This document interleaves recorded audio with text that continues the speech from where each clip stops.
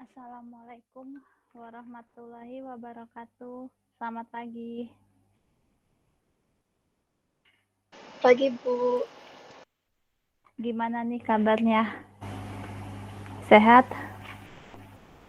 Alhamdulillah sehat, Ibu. Ibu gimana? Alhamdulillah ya kalian sehat. Saya gusinya lagi bengkak ini. Lagi cenut-cenut. Aduh. Ya udah ini kita pertemuan terakhir ya sebelum UAS. Ya, kita masih ada satu materi tentang PSAK. Ini udah hadir semua ya. Udah ada Dedi, Dia, Verina, Desinta, Azahra, Ariana.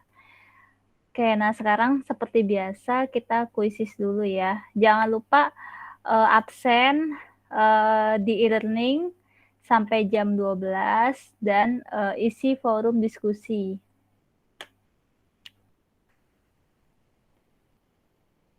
Nah, ini kita kuisis dulu.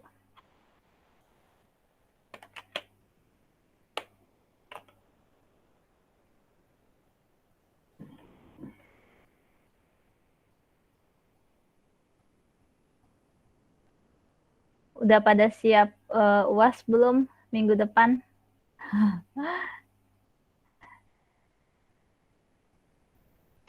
Siap sih, Bu, tapi kayak kayak nggak seperti UTS gitu loh, Bu, yang ada jeda-jeda waktunya. Ini tuh kayak langsung bersamaan gitu loh, Bu.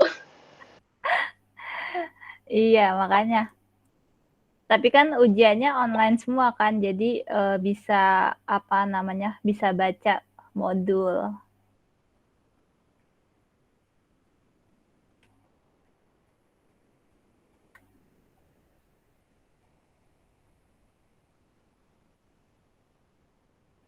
Saya udah 3 hari nih gusinya bengkak, belum kempes-kempes. Udah ke dokter. Gusi bengkak obatnya apa ya? Ada yang pernah?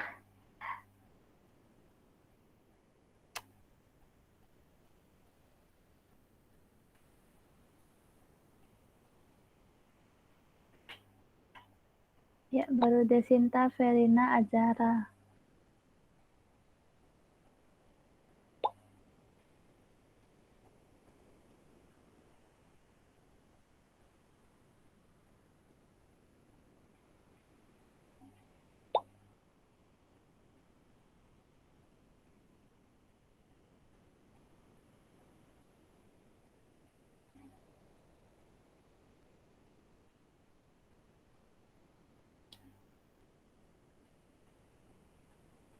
Satu lagi, Dedi. Dedi ada nggak, Dedi? Dedi yang tadi apa pertama yang paling join. Dedi ikutan nggak, Dedi?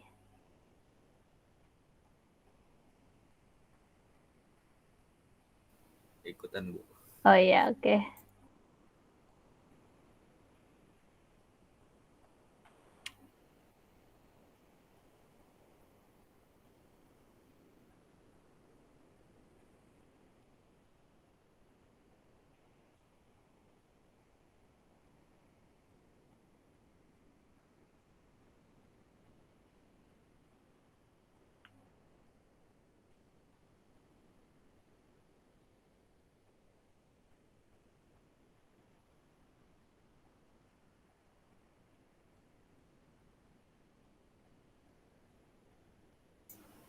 Bu.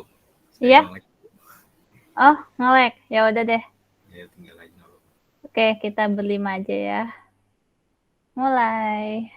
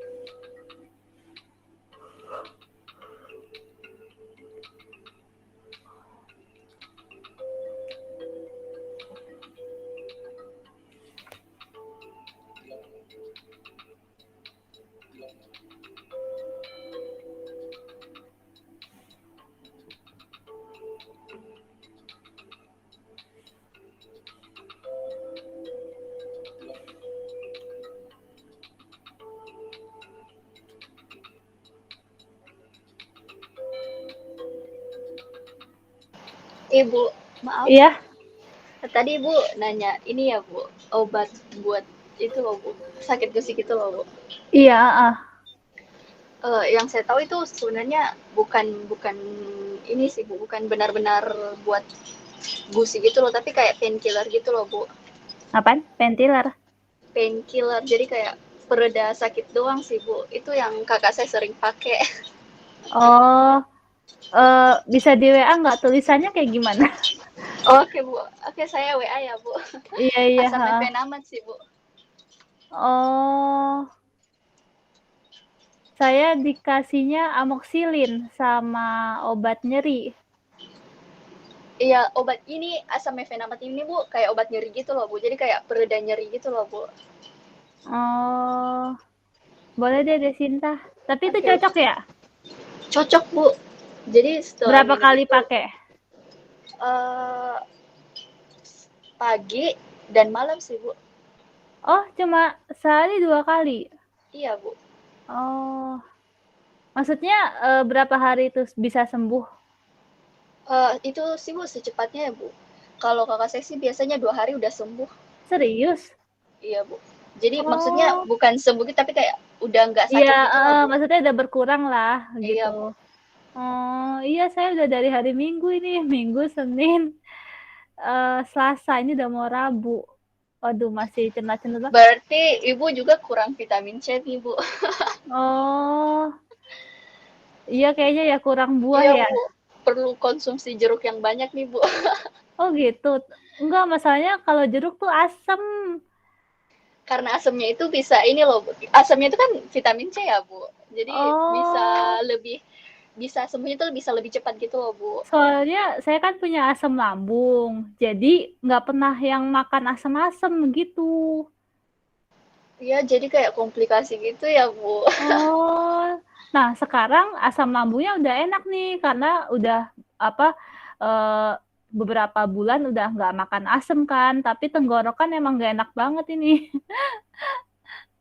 Berarti Ibu nggak pernah minum kopi juga ya Bu? Enggak lah orang asam lambung, nggak minum aneh-aneh, udah air putih aja, gitu. Makanya kok udah berapa hari kok nggak ada perubahan sih nih, obatnya gitu kan. Makanya, apa ya, ini kan kalau obatnya cocok, otomatis kan pasti, berkurang lah ya, sampai semalam aja masih belum bisa tidur ini. Udah 3 hari nggak bisa tidur, tidurnya nggak pules. Iya sih Aduh. Bu, soalnya kan bengkak ya sakit gitu loh Bu. Iya, mau ngapa-ngapain jadi nggak fokus, kerjaan jadi telantar. Aduh, ya Allah. Ya udah boleh deh Sinta, entar beli di apotek ada nggak ya? Ada kok Bu, nanti saya fotoin ya Bu. Oh Kalau iya, misalnya heeh. Iya namanya kita, apa, berusaha gitu ya, kita cari yang terbaik gitu kan nggak ada salahnya gitu kan, gitu. Oh berarti harus ini ya, konsumsi yang ya jeruk lah ya berarti. iya Bu, ada. Tapi kalau Ibu misalnya nggak bisa sama asam gitu, Ibu bisa konsumsi suplemen vitamin C gitu loh Bu. Oh iya ya, apa itu namanya, apa itu? Vi Eh, Vitamin gitu ya? Intinya suplemen yang mengandung vitamin C gitu loh Bu. Oh, iya iya iya, bener juga sih. Dulu saya, sebelum asam lambung tuh minum Redoxon kayak gitu tuh, atau, eee, apa namanya tuh, yang ada vitamin C-nya tuh yang tapi bukan vitamin C, lemon apa ya, jeruk sih. Iya, cuma baru kali ini nih saya gusi bengkak, gitu. Biasanya nggak pernah, sama sekali nggak pernah. Ini sampai lumayan gede sih ini. Ah, ya udah deh. Terima kasih ya, Desinta. Baik Bu. Oke, ini udah, selamat untuk Verina, Desinta, Azahra, ya, Dia. Oke, udah benar semua ya. Sekarang kita langsung ke materi aja. Aduh, ke materi. Eh, bentar di stop dulu.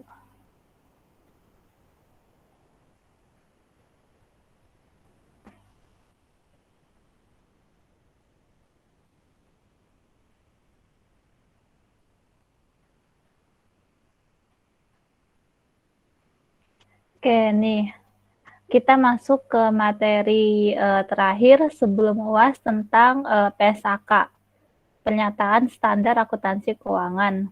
Ya, di sini nanti kita menganalisa apakah pencatatan akuntansi ini sudah benar atau belum. Kemudian ada beberapa kasus yang terkait dengan PSAK. Ya, ini kita akan mempelajari perkembangan PSAK sampai dengan tahun 2020. Bukunya itu yang tebal banget, buku PSAK itu harganya jutaan ya. Buku PSAK terbaru. Nah, yang ini nih yang warnanya emas ya, yang warnanya emas ini PSAK yang terbaru, revisi terakhir nih efektif per 1 Januari 2020 ya, harganya kurang lebih sejutaan. Nah, kalau kalian bisa mempelajari isi PSAK ini ya, kalian bisa menjadi auditor ya, auditor atau konsultan gitu ya. Jadi kerjanya auditor ya memeriksa laporan keuangan apakah sudah sesuai dengan PSAK atau belum gitu kan. Nah, ini nanti yang kita pelajari perkembangan standar overview PSAK sampai dengan efektif 2020 dan analisanya. Nah, ini ada beberapa teori. Saya minta tolong dibacakan ya. Aduh, mana ya? Perkembangan PSAK dari yang paling bawah, Dedi. Dedi bisa minta tolong dibacakan? Bisa. Oke. Ya. Informasi perusahaan. Entitas menyajikan informasi yang relevan bagi pengguna untuk membantu dalam pengembalian keputusan. 1. Informasi yang disajikan dapat berupa informasi keuangan dan non-keuangan. 2. Informasi yang disajikan dapat bersifat mandatori, diharuskan oleh regulasi atau informasi voluntary atau sukarela. 3. Penyajian informasi dapat mengurangi cost of capital dan cost of debit karena berkurangnya achievement dari informasi. Informasi perusahaan. 1. Laporan keuangan. 2. Laporan tahunan. Annual report. 3. Laporan berkelanjutan sustainability report. Triple bottom line. 3. Laporan terintegrasi integrated reporting. Laporan yang lebih ringkas dan menekan pada EVA strategi perusahaan. 4. 5. Informasi digital. Laporan keuangan. Laporan keuangan memberikan informasi posisi kinerja, perubahan posisi keuangan perusahaan yang bermanfaat bagi sejumlah besar pemakai dalam pengambilan keputusan. Laporan keuangan menunjukkan apa yang telah dilakukan manajemen, stewardship, dan bertanggung jawab sumber daya yang dipercaya kepada laporan yang disusun memenuhi sebagian besar pemakai atau investor dan kreditor. Laporan keuangan disusun sebagai standar akuntansi keuangan (SAK) atau IFRS. Penerapan standar akuntansi keuangan untuk hal-hal yang bersifat material. Pernyataan ini tidak wajib diterapkan untuk unsur-unsur yang tidak material. Standar akuntansi Indonesia. 1. Pernyataan standar akuntansi keuangan PSAK. 2. Standar akuntansi yang entitas tanpa akuntabilitas publik signifikan atau SAK EKTAP. Standar akuntansi entitas mikro kecil menengah atau SAK MKM. Standar akuntansi syariah. 1. Mengatas syariah. Transaksi syariah. Laporan organisasi syariah. 3. Diterapkan bersama dengan PSAK, SAK, EKTAP, MKM tergantung entitasnya. Standar akuntansi original nirlaba PSAK 45 mengatur pelaporan 2. Ekuitas dengan net aset. 3. Diterapkan bersama PSAK sekretap MKM tergantung entitasnya. Standar Akuntansi Pemerintah SAP PP 71 tahun 2010 digunakan untuk entitas pemerintah pusat dan daerah dalam menyusun laporan keuangan standar berbasis aktual dengan referensi utama IPS ASA International Public Sector Accounting Standard. PSAK yang tidak berlaku. Ya, ini ada beberapa PSAK ya yang sudah tidak berlaku. Oke, lanjut. Karakteristik IFRS.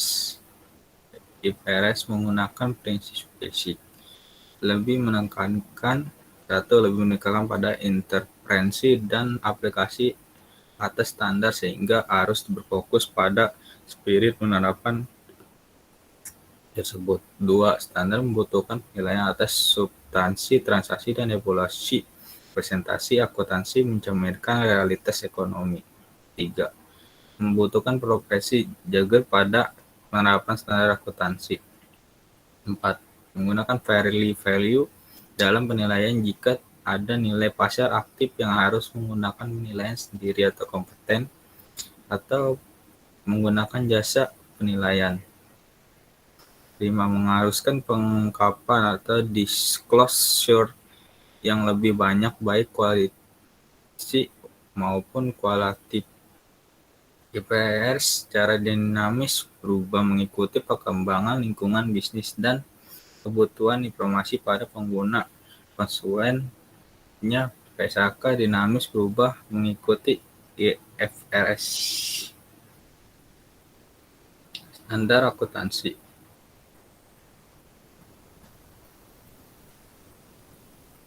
PAI 1973. PAI 1973. Harmonisasi IAS 1994 sampai 2007.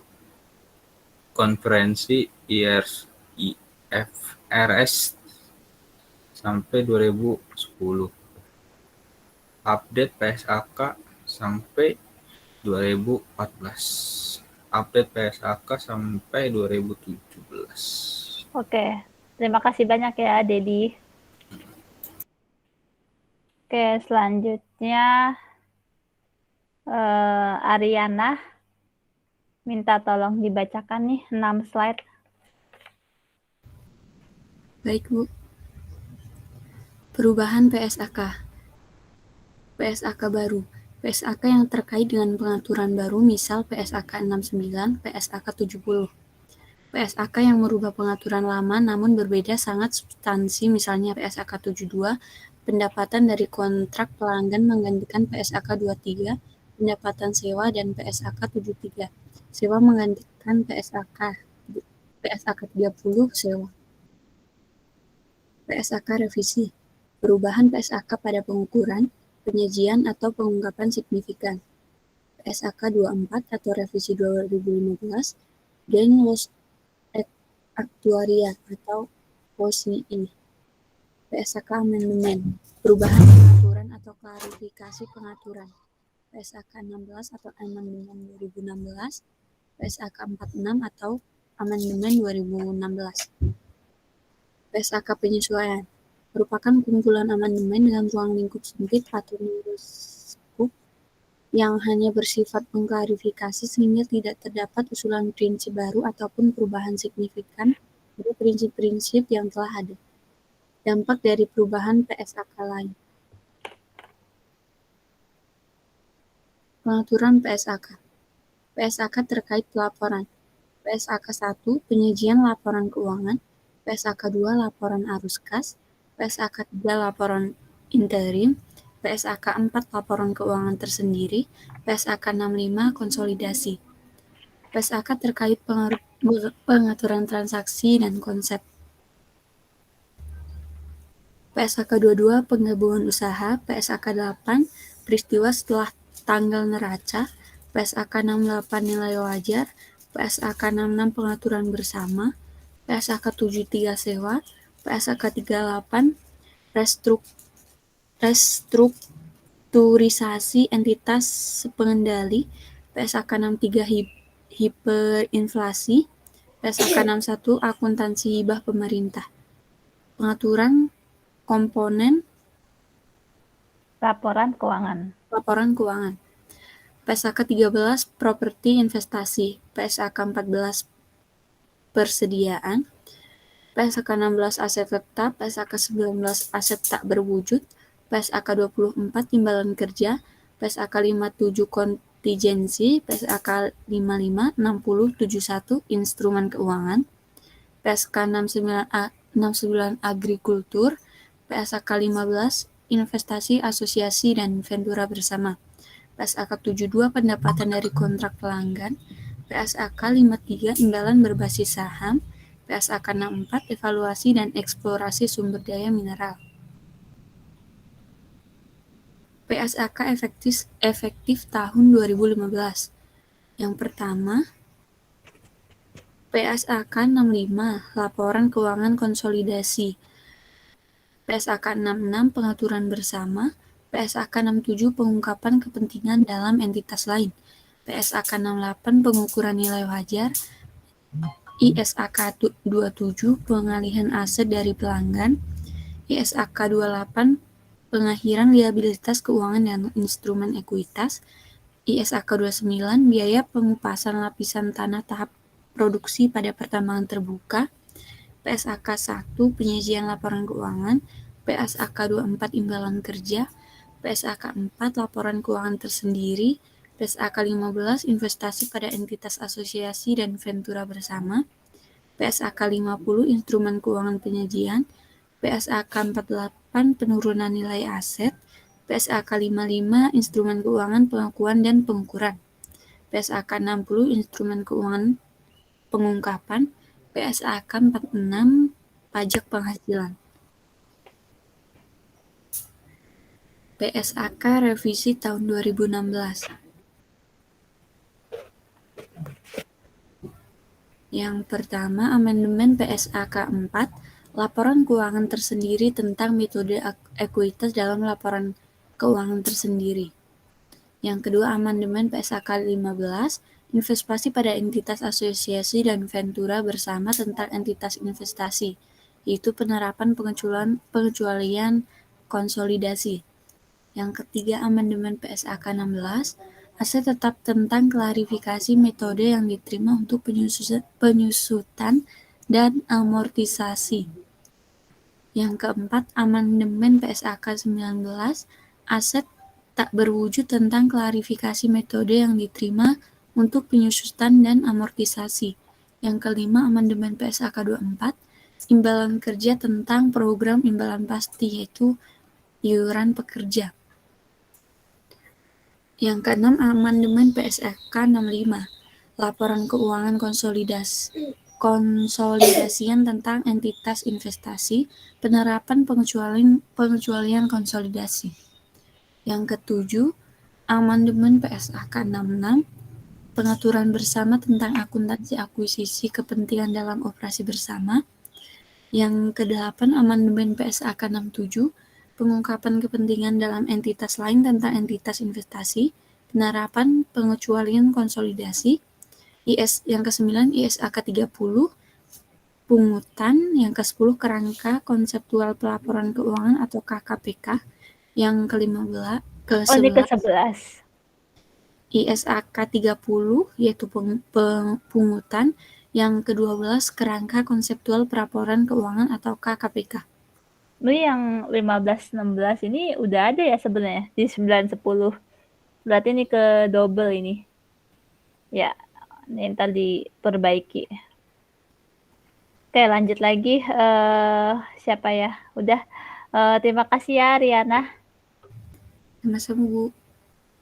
Oke, selanjutnya Dia. Ya, Dia tolong dibacakan. Iya, Bu. PSAK revisi tahun 2017. Yang pertama, PSAK 24, yaitu penyesuaian tahun 2016 yang berisikan imbalan kerja. Yang kedua, PSAK 58 penyesuaian tahun 2016 yang berisi aset tidak lancar yang dimiliki untuk dijual dan operasi yang dihentikan. Yang ketiga, PSAK 60 yang berisikan instrumen keuangan atau pengungkapan. Yang keempat, PSAK 3 yang berisi laporan keuangan interim. Yang kelima, amandemen PSAK 1 yang berisi penyajian laporan keuangan tentang prakarsa pengungkapan. Yang keenam, ISAK 31 yang berisikan interpretasi atas ruangan lingkup PSAK 13 yang berisi properti investasi. PSAK revisi tahun 2018 sampai 2020. Ada PSAK 69 agrikultur, yang kemudian ada amandemen PSAK 16 yang berisi aset tetap, kemudian ada amandemen PSAK 2 yang berisi laporan arus kas, ada amandemen PSAK 46 yang berisi akuntansi pajak penghasilan, kemudian ada ISAK 32 yang berisi definisi dan hierarki standar akuntansi keuangan. Kemudian ada amandemen PSAK 62 yang berisi kontrak asuransi. Kemudian ada PSAK 71 yang berisi instrumen keuangan atau pengakuan dan pengukuran. Kemudian ada PSAK 72 yang berisi pendapatan dari kontrak dengan pelanggan. Sampai PSAK 73 yang berisi sewa. PSAK 69, aktivitas agrikultur adalah manajemen transformasi biologis dan panen aset biologis oleh entitas untuk dijual atau untuk dikonversi menjadi produk agrikultur atau menjadi aset biologis tambahan. Aset biologis adalah hewan atau tanaman hidup. Kemudian ada produk agrikultur adalah produk yang dipanen dari aset biologis milik entitas. Kemudian aset biologis yang diukur pada saat pengakuan awal dan pada setiap akhir periode pelaporan pada nilai wajar dikurangi biaya untuk menjual, kecuali untuk kasus yang dideskripsikan dalam paragraf 30 di mana nilai wajar tidak dapat diukur secara andal. Kemudian ada tanaman produktif bukan merupakan aset biologis. Tanaman produktif yang menghasilkan produk agrikultur merupakan aset tetap yang pembebanannya melalui proses amortisasi, yaitu revisi PSAK 16 tahun 2018. Produk agrikultur yang menempel pada tanaman produktif, yaitu belum dipanen, merupakan aset biologis. Kemudian produk agrikultur yang dipanen dari aset biologis memiliki entitas diukur pada nilai wajar, dikurangi biaya untuk menjual pada titik panen. Setelah dipanen, biaya perolehan persediaan. PSAK 70, akuntansi atas aset dan liabilitas yang timbul dari pengampuan pajak. Tujuan perlakuan akuntansi atas aset dan liabilitas yang timbul dari pengampunan pajak sesuai dengan Undang-Undang Nomor 11 Tahun 2016. Berlaku untuk entitas yang menggunakan PSAK dan SEC etap. Entitas memilih kebijakan akuntansi. Yang pertama mengikuti standar akuntansi yang berlaku.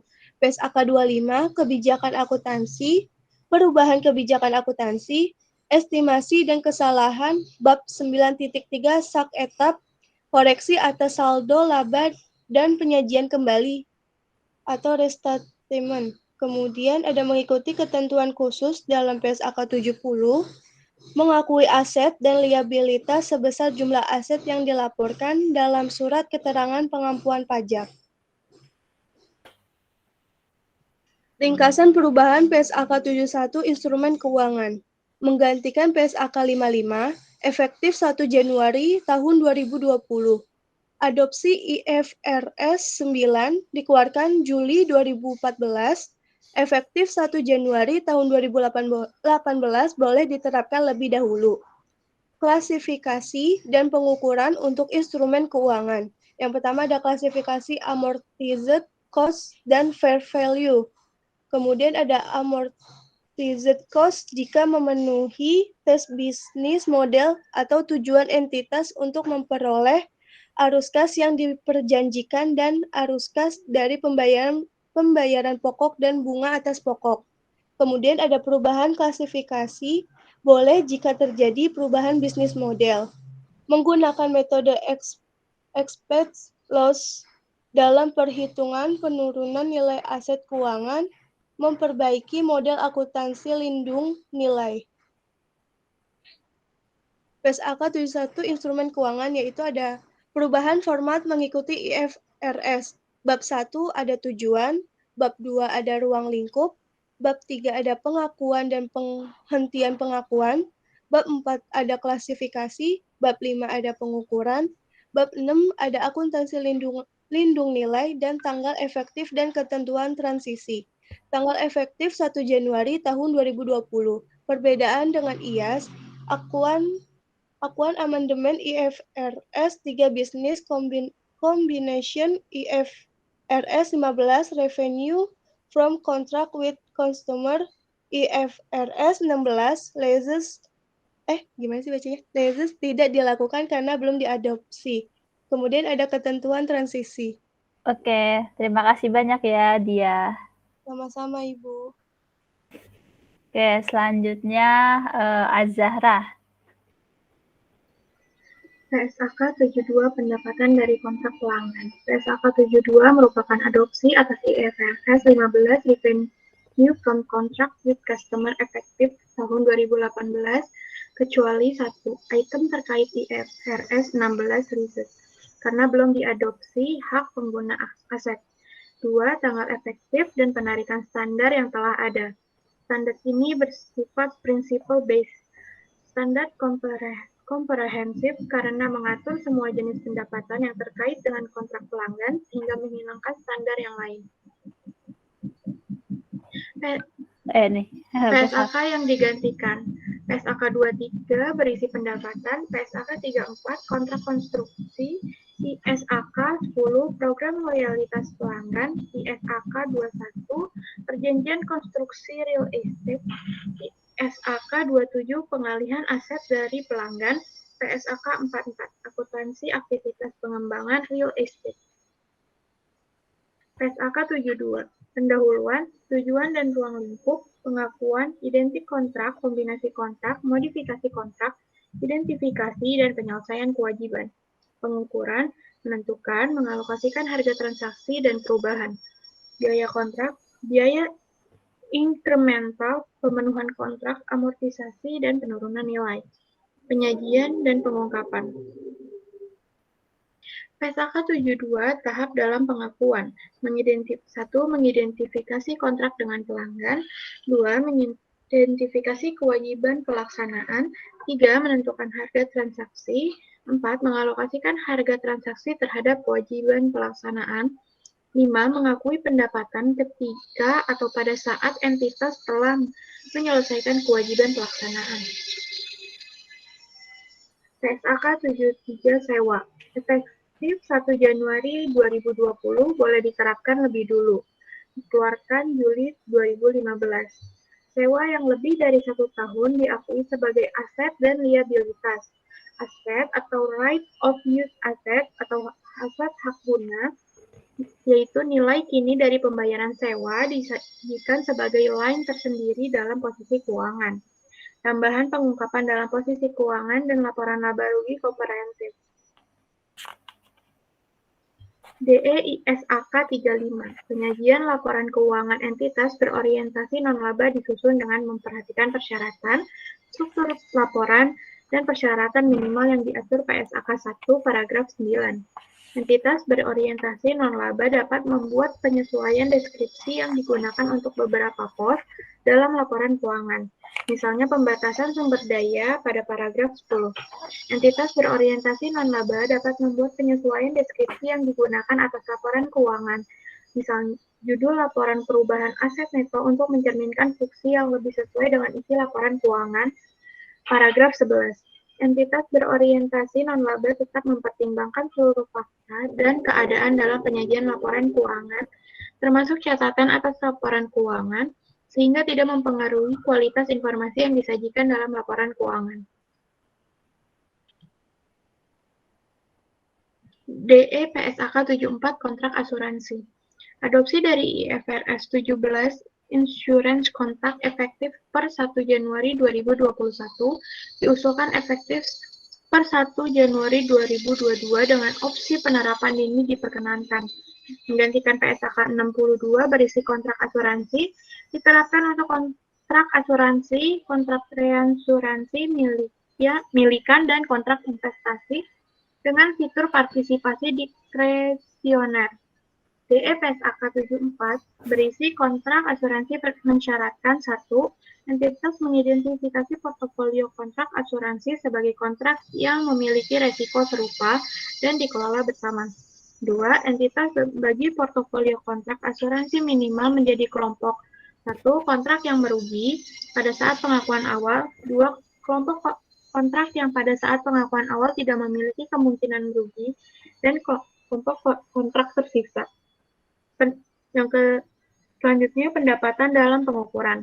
Yang pertama, pendekatan umum. Yang kedua, pendekatan alokasi premium. Yang ketiga, pendekatan fee variable. Entitas dapat menggunakan pendekatan alokasi premi untuk pengukuran kontrak asuransi jika kontrak memenuhi kriteria tertentu. Pendekatan umum. Kelompok kontrak asuransi diukur pada nilai total atas arus kas pemenuhan atau fulfillment cash flow dan margin jasa kontraktual. Arus kas pemenuhan meliputi 1. Estimasi atas arus kas masa depan.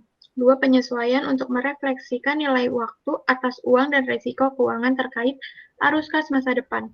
3. Penyesuaian risiko non-keuangan. Selanjutnya, penyajian secara terpisah dalam laporan posisi keuangan atas 1. Kontrak asuransi terbitan yang merupakan aset. 2. Kontrak asuransi terbitan yang merupakan liabilitas. 3. Kontrak reansurasi milikan yang merupakan aset. Dan 4. Kontrak reansurasi milikan yang merupakan liabilitas. Entitas memisahkan jumlah yang diakui dalam laporan laba rugi dan menghasilkan komprehensif lain. 1. Hasil jasa asuransi yang terdiri dari pendapatan asuransi dan beban jasa asuransi. 2. Menghasilkan atau beban keuangan asuransi. Pendapatan jasa asuransi dan beban jasa asuransi yang disajikan dalam laba rugi tidak memasukkan komponen investasi apapun. Oke, terima kasih banyak Azahra. Oke ya, nah selanjutnya bagian kasus ini saya yang menjelaskan ya. Di sini ada transaksi, apakah transaksi ini sudah dicatat sesuai dengan prinsip akuntansi yang berlaku. Yang pertama, persediaan yang dibeli dengan harga 620 juta dilaporkan di laporan posisi keuangan sebesar 690 juta. Nilai ini dihitung berdasarkan selisih antara estimasi harga jual dengan estimasi biaya penjualan. Berikut ini jurnal penyesuaiannya. Yang didebet persediaan, kreditnya pendapatan, yaitu selisihnya. Ya, 690 dikurangi 620, hasilnya 70 juta. Nah, ini sudah benar apa belum? Ya. Nah, di sini ada kesimpulannya bahwa jurnal penyesuaian yang dibuat itu tidak sesuai, ya, menyalahi prinsip akuntansi sebab harga jual masih merupakan sebuah estimasi sehingga tidak dapat diandalkan sebagai dasar penilaian dan penyajian persediaan, ya. Nih di sini kan hanya untuk memperkirakan estimasi. Jadi kalau perkiraan itu berarti datanya belum dapat diandalkan. Oke, sekarang transaksi yang kedua. Sebuah perusahaan mengalami tuntutan hukum dari salah satu pelanggannya. Pengacara perusahaan yakin bahwa kasus tersebut tidak berakibat pada timbulnya kewajiban di sisi perusahaan. Namun demikian, manajemen tetap memutuskan untuk membuat jurnal sebagai berikut. Debit kerugian atas tuntutan hukum, kreditnya liabilitas atas tuntutan hukum. Nah, jawabannya, sebaiknya kerugian ini tidak diakui terlebih dahulu, sebab masih terdapat ketidakpastian yang tinggi bahwa entitas akan mengalami kerugian dan nilai kerugiannya juga belum dapat diestimasi secara andal. Ya, jadi kalau namanya kerugian itu nggak boleh langsung diakui karena masih berupa risiko ya. Risiko jadi belum tentu perusahaan itu mengalami kerugian dan nilai kerugiannya juga masih apa ya diperkirakan, jadi belum dapat dipercaya ya. Kemudian transaksi yang ketiga, sebuah perusahaan memperoleh beberapa unit alat produksi dengan menerbitkan saham biasa. Saham tersebut memiliki nilai par 135 juta, sedangkan nilai wajarnya adalah 450 juta. Manajemen kesulitan untuk menentukan nilai wajar atas alat-alat produksi tersebut. Transaksi ini dicatat dengan jurnal sebagai berikut. Debitnya peralatan, kreditnya saham biasa. Ya. Nah, di sini jawabannya peralatan produksi tersebut harus diakui pada nilai wajar saham atau nilai wajar peralatan itu sendiri, mana yang dapat lebih diandalkan. Jadi ini harus dibandingkan antara nilai wajar saham dengan nilai wajar peralatan, mana yang lebih dapat diandalkan datanya. Ya. Harusnya sih antara nilai wajar saham dengan nilai wajar peralatan itu harusnya selisihnya itu tidak terlalu jauh ya supaya dapat lebih mudah untuk menentukan mana yang seharusnya digunakan.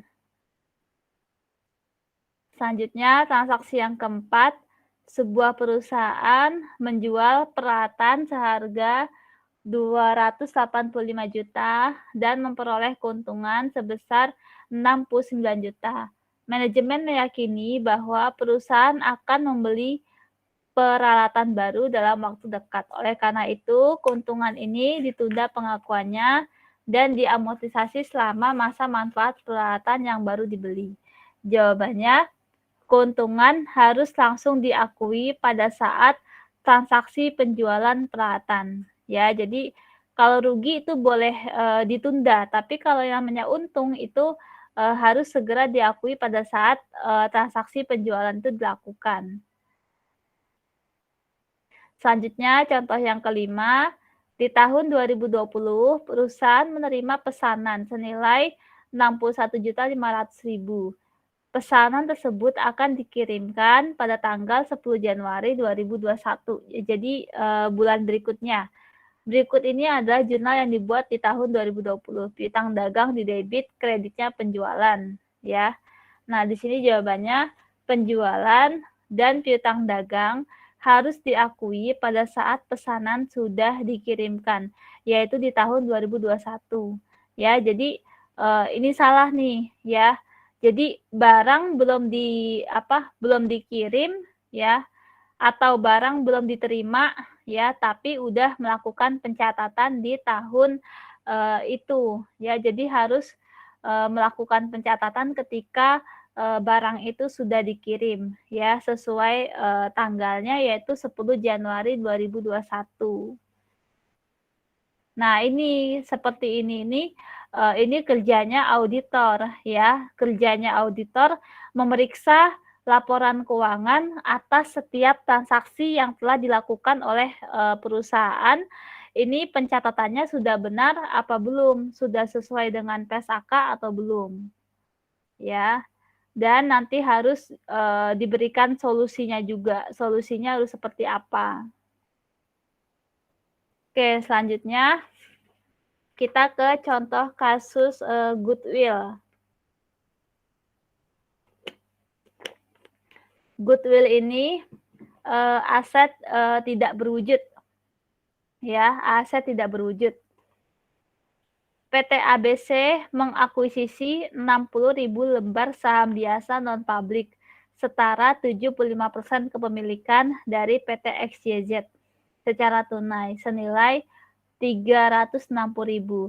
Sisa 25% kepemilikan PT XYZ merupakan saham yang diperdagangkan di bursa.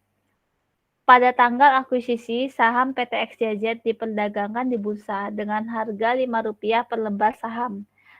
Sementara nilai wajar aset neto teridentifikasi PT XYZ adalah sebesar Rp300.000. Pertanyaannya, hitunglah nilai goodwill yang dialokasikan ke kepentingan pengendali baik dengan pendekatan nilai wajar maupun pendekatan proporsi aset neto teridentifikasi. Nah, ini tugasnya juga seperti ini ya, tugas pertemuan 15. Nah, jawabannya di sini yang pertama kita harus cari nilai wajar. Jumlah lembar saham kepentingan non pengendali yaitu di sini 25% dari soal dikali 60.000 lembar saham akuisisinya dibagi 75%. Ya, jadi hasilnya 20.000 lembar saham biasa. Kemudian nilai kepentingan non pengendali 20.000 lembar saham biasa dikali Rp5 per lembar saham. Hasilnya Rp100.000. Kemudian nilai goodwill yang dialokasikan kepada kepentingan pengendali Rp100.000 dikurangi 25% dikali Rp300.000 ya dari soal ini.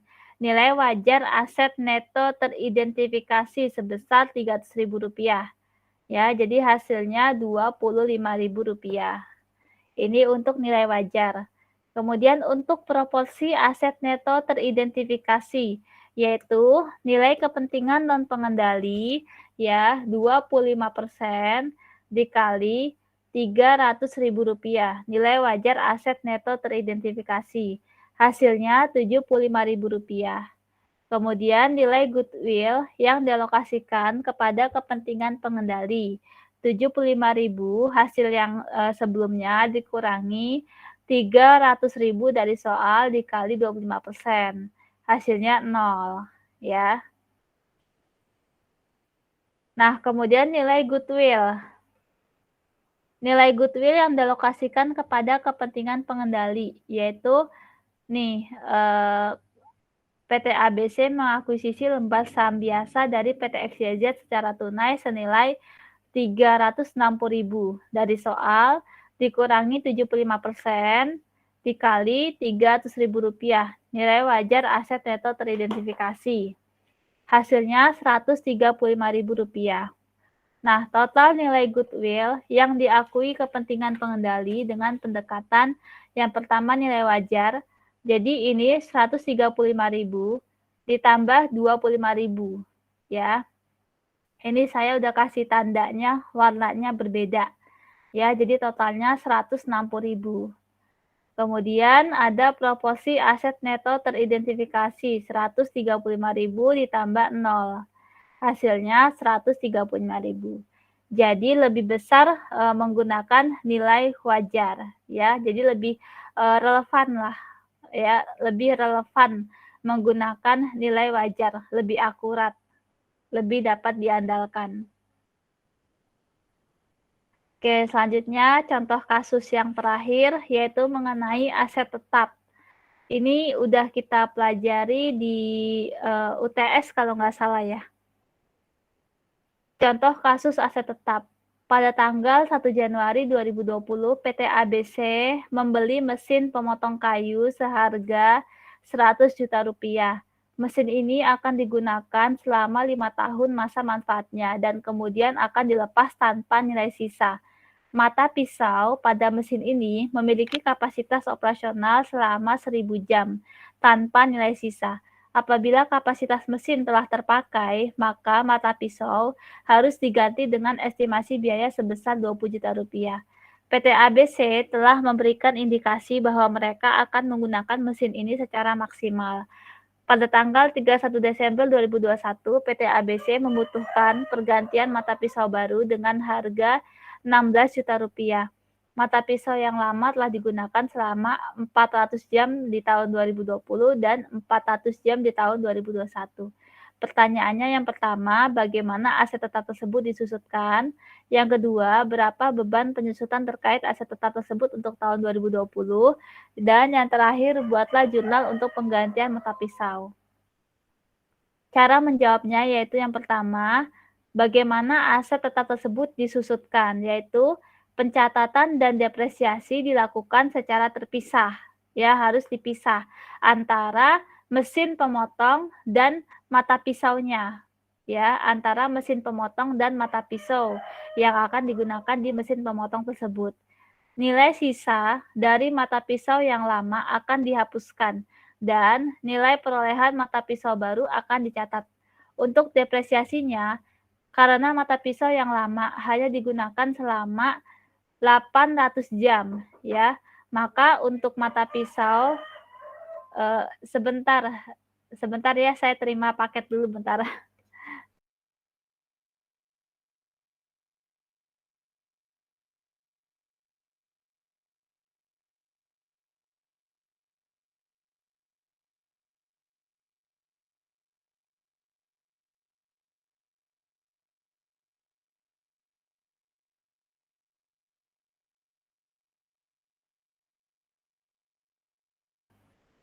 Oke, maaf ya, tadi ada tukang paket. Jadi apa tadi namanya? Ini. Jadi untuk mencatat depresiasi itu harus dilakukan secara terpisah untuk mesin pemotong dan untuk mata pisau yang digunakan di mesin pemotong tersebut. Nilai sisa dari mata pisau yang lama akan dihapuskan dan nilai perolehan mata pisau baru akan dicatat. Untuk depresiasinya, karena mata pisau yang lama hanya digunakan selama 800 jam, maka untuk mata pisau yang baru depresiasinya juga harus didasarkan pada kapasitas 800 jam ini. Kemudian yang kedua, berapa beban penyusutan terkait aset tetap tersebut untuk tahun 2020, yaitu yang pertama mesin pemotongnya. Harga perolehan dari soal 100 juta rupiah dikurangi estimasi biaya 20 juta rupiah dibagi manfaatnya 5 tahun, ya. Jadi hasilnya 16 juta rupiah. Kemudian untuk mata pisau yaitu estimasi biaya 20 juta rupiah, ya, pergantian mata pisau biayanya 20 juta rupiah dikali jam penggunaan 400 jam, kemudian dibagi kapasitas operasional 1000 jam. Hasilnya 8 juta, ya. Kemudian pembukuan untuk penggantian mata pisau yaitu mata pisau baru, ya, peralatan baru itu bertambah di debit sebesar 16 juta dari soal, ya. Jadi mata pisau baru ini harganya 16 juta rupiah dari soal. Kemudian akumulasi depresiasi pisau lama itu berkurang di debit, ya, 16 juta. Kemudian mata pisau lama ini biayanya 20 juta, ya. Kemudian kasnya ini 16 juta sesuai dengan pergantian mata pisau baru. Maka di sini ada selisihnya yaitu mengalami kerugian, ya, kerugian penghapusan aset di debit sebesar 4 juta rupiah. Ya, jadi ini tugasnya contoh kasus aset tetap sama kasusnya goodwill. Sampai sini ada yang mau bertanya? Ariana mau bertanya? Sudah cukup jelas, Bu. Oke, kalau dia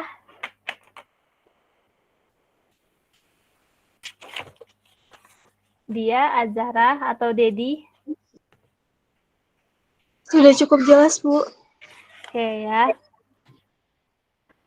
Oke, kalau gitu sekarang langsung jawab kuisisnya aja. Tolong dicatat jawabannya, tapi ini sih jawabannya benar semua sih. Ya, paling hanya Dedi. Oh ya, Verina, oke. Akumulasi depresiasi pisau lama ikut jumlah beban penyusutan mesin, Bu. Mana tadi? Bentar. Akumulasi depresiasi pisau lama.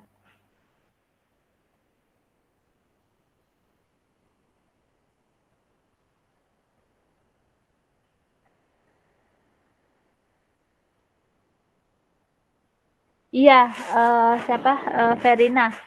Jadi begini, akumulasi depresiasi pisau lama itu sama dengan menghitung beban penyusutan mesin. Jadi kan di soal seperti ini ya, perusahaan ini kan membeli mesin pemotong kayu. Nah, mesinnya ini dapat digunakan selama 5 tahun, gitu kan. Kemudian di mesin pemotong ini ada mata pisau. Ya, mata pisaunya ini pada mesin ini memiliki kapasitas operasional selama 1000 jam. Ya, apabila kapasitas mesin telah terpakai, ya, maka mata pisau yang ada di mesin itu harus diganti dengan estimasi biaya sebesar 20 juta. Ya, jadi di sini harga perolehan memang kita menggunakan harga dari pada saat perusahaan membeli mesinnya. Nah, dikurangi estimasi biaya. Estimasi biaya itu ini kan apabila kapasitas mesin telah terpakai, maka mata pisau yang ada di mesin itu harus diganti gitu kan. Nah, berarti dikurangi dengan estimasi biaya pergantian mata pisau yang lama, dibagi manfaatnya 5 tahun. Jadi mesin pemotong kayu ini masih ada hubungannya dengan akumulasi depresiasi mata pisau. Gitu. Jadi masih satu paket lah ya, satu paket antara mesin pemotong dengan mata pisaunya gitu. Harusnya kan kalau misalnya perhitungan beban penyusutan mesin ya, harusnya kan itu rumusnya harga perolehan dikurangi nilai residu gitu kan. Nilai residunya mesin dibagi manfaat mesinnya. Nah, di sini kan tidak ada nilai residu ya, tidak ada nilai sisa. Nah, makanya di sini kita memasukkan apabila kapasitas mesin telah terpakai, maka mata pisau itu harus diganti dengan estimasi biaya, ya. Jadi ini estimasi biayanya ini untuk mengganti mata pisau, bukan untuk mengganti mesinnya. Jadi ada hubungannya dengan akumulasi penyusutan pisau yang lama, ya. Gitu ya, Verina. Oke, terus kita jawab kuisis.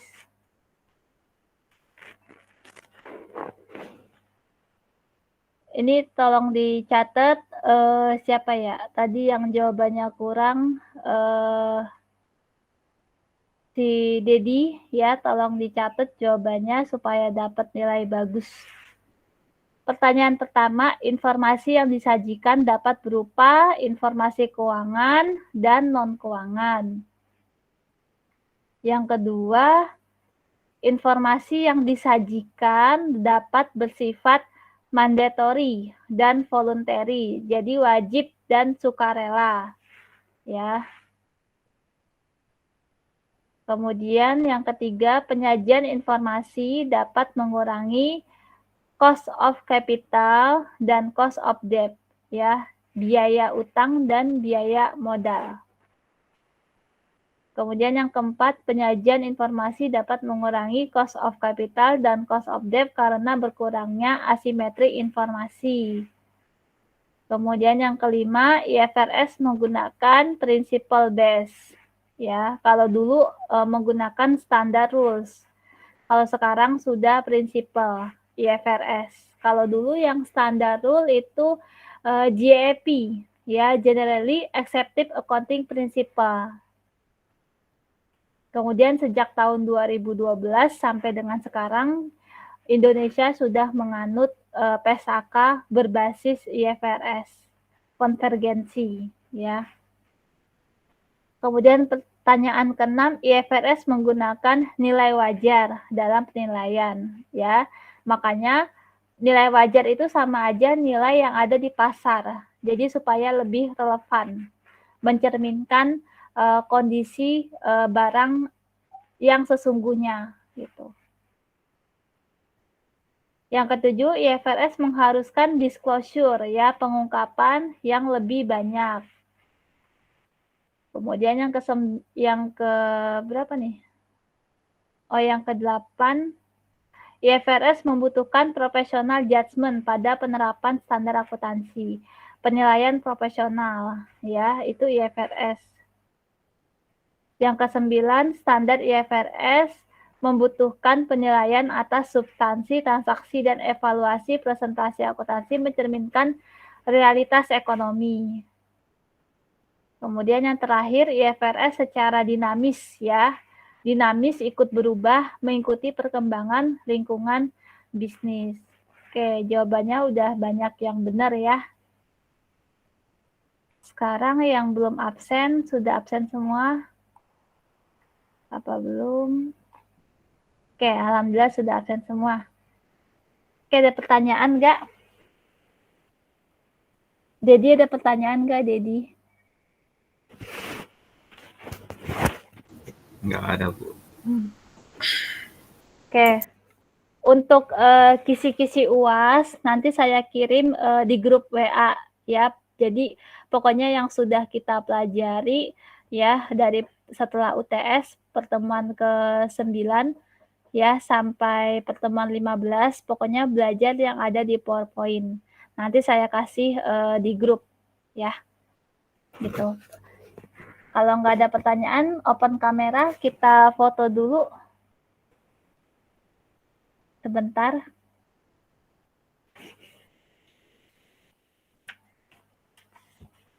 Kita ketemu lagi nggak ya di semester depan? Ketemu dong. Semoga aja masih ketemu, Bu. Iya, mudah-mudahan. Mudah-mudahan jadwalnya nggak bentrok, jadi bisa ketemu. Oke ya. 1. Dedi, mana fotonya? Belum mandi. Aduh, udah siang nih. Ya udah deh, kita ini aja. Ya, 1, 2. Oke. Dedi open kamera. 1, 2, 3. Oke. Ya. Kalau masih ada pertanyaan, nanti ditanyakan di WA aja. Pokoknya nanti saya kasih tahu kisi-kisi UAS-nya di grup WA.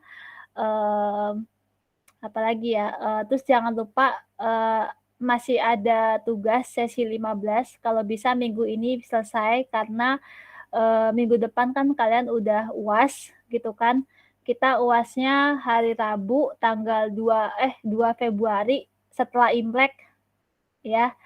Gitu, terus waktu submit-nya 2,5 jam. Ya, nanti saya juga ikut ngawasin sih kalau misalnya ada yang belum upload. Dan jawabannya boleh diketik, ya. Jadi nggak harus tulis tangan. Oke. Ya udah, pesan saya jaga kesehatannya, jaga ibadahnya, dan tetaplah berbuat kebaikan, ya, supaya kebaikan kembali ke diri kalian. Ya, tetap semangat. Mudah-mudahan semester depan kita bisa bertatap muka secara langsung, insya Allah, ya. Oke, terima kasih banyak ya semuanya. Wassalamualaikum warahmatullahi wabarakatuh. Selamat pagi. Waalaikumsalam. Selamat pagi. Terima kasih, Bu. Terima kasih, Bu. Sama-sama. Akuntansi.